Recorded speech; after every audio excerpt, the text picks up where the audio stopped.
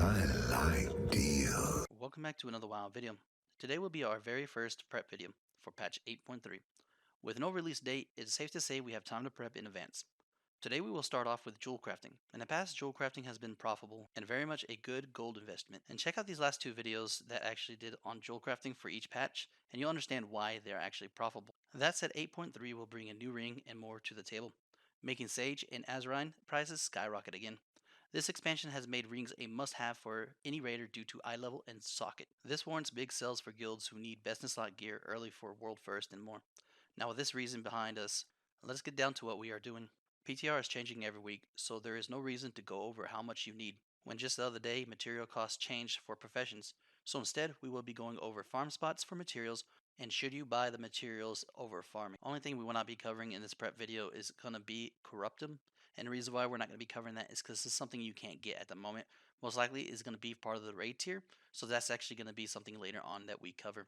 Now with that said guys, you can obtain everything else right now before 8.3 comes out. So we're going to be going over jewel crafting as I said at the beginning. So let's actually go over what you're going to be wanting to go for. Alright guys, so the things you want to be going for, either farming or buying, is going to be Azamanite or Sage, Azurine, Leviathan's Eye, and Storm Silver Ore.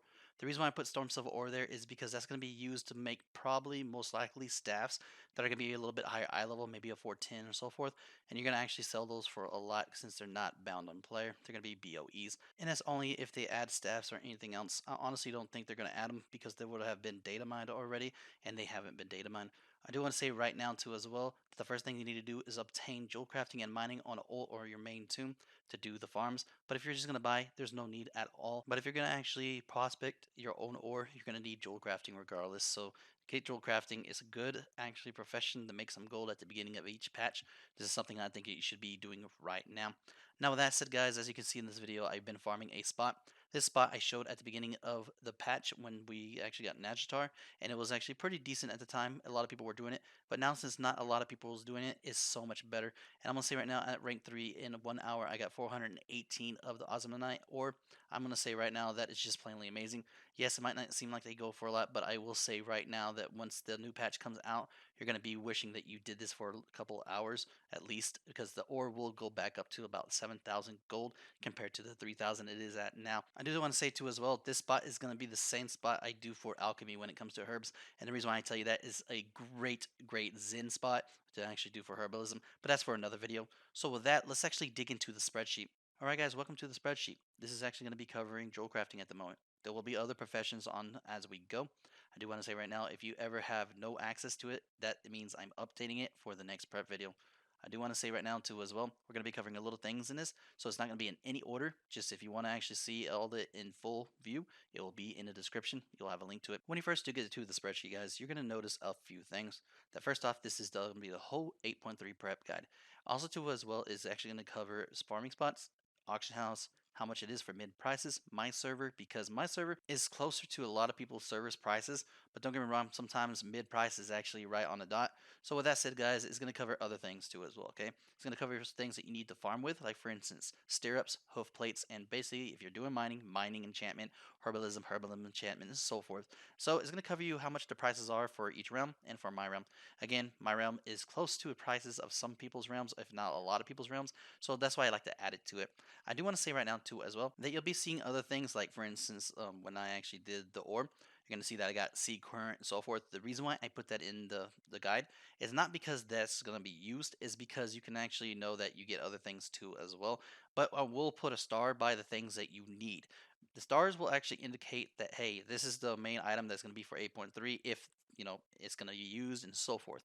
Everything else that doesn't have a star, it's not going to be used at all. Right? And there's another section that we're going to be going over is explosion farm. Now this explosion farm is something that I've been doing for a while, and I showed you at the beginning of the expansion too as well before it actually got popular. And what you're going to want to do is do the bracer making. Now what I did was I bought 10,000 tide spray, which cost me 23,800 gold. Now for you, it might cost anywhere from 21,000 to 32,000 depending on if you're US or EU, and it also depends on what your server is doing at the moment. It might be cheaper, it might be more, it depends on supply and demand. So with that, I made 10,000 bracers, and oh yeah, before I forget guys, it cost me 48 silver to get basically the thread, and I'm gonna say right now it costs you about 2,400 total gold to actually get enough to make 1,000 bracers, which gave me 155 of the explosion, which is a good turnout. But as always, RNG just plays so much in this, guys. So if you don't get as much, I do apologize for that, but I cannot help you. That's just the way Blizzard works and how RNG plays out.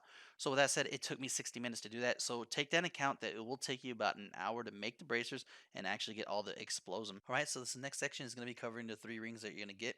A little bit different this time compared to the last 2 patches. What's going to happen is that you're going to have to get it off of a mob, the cultists. Now the thing is, there wasn't a model out for I can show you who they are, but most likely it's going to be one of the 2 things, and it's going to be either the assaults or it's going to be inside the raid. Most likely it's going to be inside the raid where it drops from. Once it actually drops, you're going to be able to learn Unbound Leviathan's Eye, which is going to be a 440 ring with a socket. It's going to be best in slot, guys, because these are with a socket and guaranteed a ring, and you can actually reroll for your stats. Now, I do want to say right now, you're going to be able to get Awakened Leviathan's Eye 2 as well after you learn it.